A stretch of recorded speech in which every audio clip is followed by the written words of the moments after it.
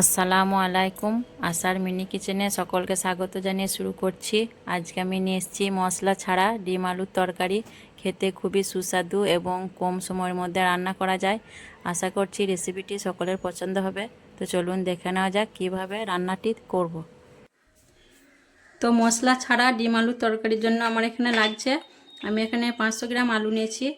আর আলুগুলো ছোট ছোট করে কেটে ধুয়ে পরিষ্কার করে নিয়েছি। একটা টমেটো কুচি করে কেটে নিয়েছি। 3টে কাঁচা লঙ্কা মাঝখান থেকে চিড়ে নিয়েছি। আর ফোড়নের জন্য লাগছে পেঁয়াজ কুচি।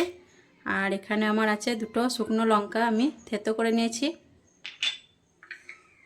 আর লাগছে 2টো ডিম।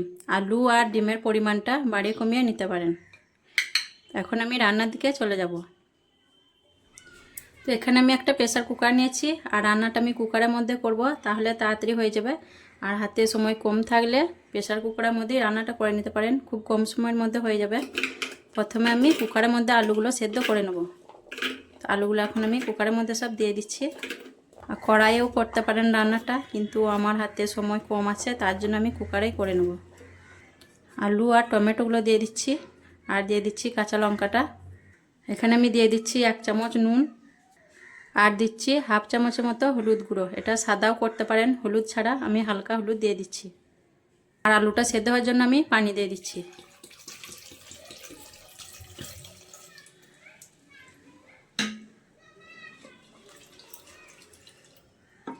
বোতলে 1 বোতল পানি দিলাম, আরও কিছুটা পানি আমি দিয়ে দিচ্ছি।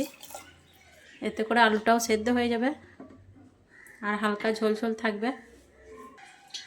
সব কিছু দেওয়ার পর আমি ঢাকনাটা ভালোভাবে এঁটে দেবো।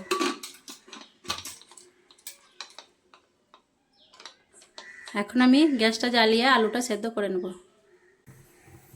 আলুটা আমি সেদ্ধ হতে চাপিয়ে দিয়েছি। আর আমি 2টো সিটি দেব, তারপর বন্ধ করে দেব।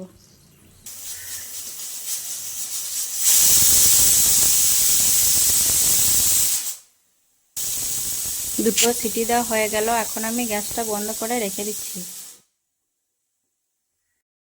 এখানে আমি একটা বাটির মধ্যে 2টো ডিম ভেঙে নিচ্ছি। আর পরিমাণ মতো হলুদ গুঁড়ো আর নুন দিয়ে আমি ডিমটা খুব ভালোভাবে ফেটিয়ে নেব।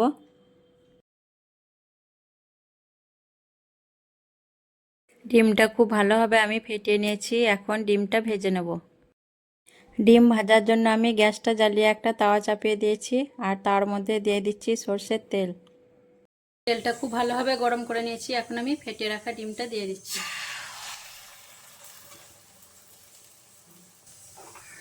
ডিমটা একটু ছাড়িয়ে নেব।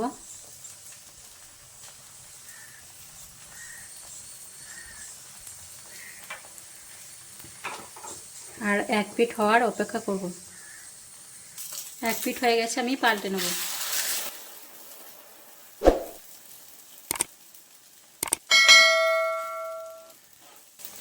আর ডিমটা দেখুন ফুলে ওপর দিয়ে উঠে যাচ্ছে, ভালোভাবে ফেটানো হয়েছে বলে।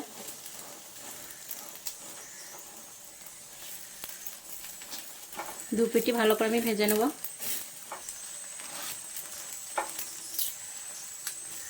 দু পিঠ ভালোভাবে ভাজা হয়ে গেছে। এখন আমি ডিমটা ছোট ছোট করে টুকরো করে নেব।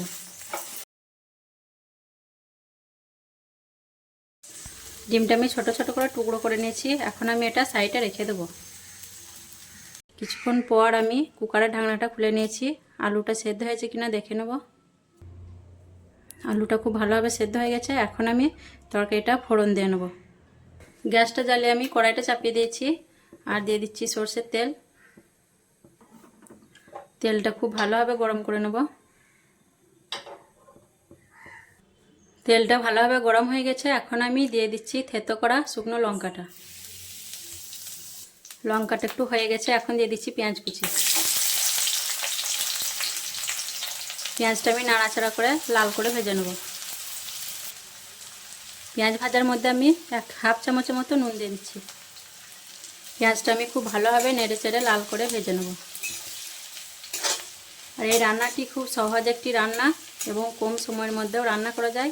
আর খেতেও ভালো লাগে। ভাতের সঙ্গে, রুটি, পরোটা যার সঙ্গে খান খেতে ভালো লাগবে। আর সিম্পল একদম, মশলা ছাড়া খুবই হেলদি একটি রান্না। তো বেশ কিছুক্ষণ ধরে দেখুন পেঁয়াজটা আমি লাল করে ভেজে নিয়েছি। পেঁয়াজটা এরকম লাল করে ভাজতে হবে, তাহলে তরকারির স্বাদটা খুব ভালো হবে। তো তো পেঁয়াজটা আমার লাল করে ভাজা হয়ে গেছে। এখন আমি সেদ্ধ করে রাখা আলুটা এর মধ্যে দিয়ে দিচ্ছি।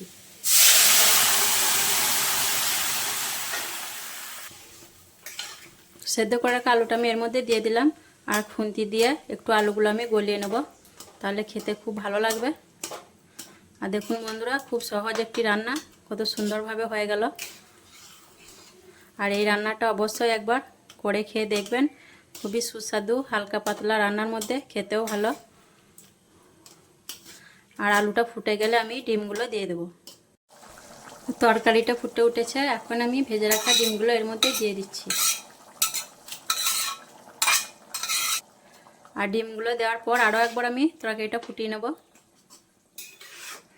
আর এই তরকারিটা গরম গরম খেতে খুবই ভালো লাগে। তো দেখুন, ডিমটা দেওয়ার পর আমি একবার ফুটিয়ে নিলাম, আর রান্নাটা আমার হয়ে গেছে, আর নুন ঝাল সব ঠিকঠাক আছে। আর এটি গরম গরম খেতে খুবই ভালো লাগে। তো আজকের আমার এই ডিম আলুর মশলা ছাড়া রান্নাটি কেমন লেগেছে অবশ্যই কমেন্টে জানাবেন। আর ভালো লাগলে লাইক করবেন, আর আমার চ্যানেলটিকে সাবস্ক্রাইব করে আমার পাশে থাকবেন।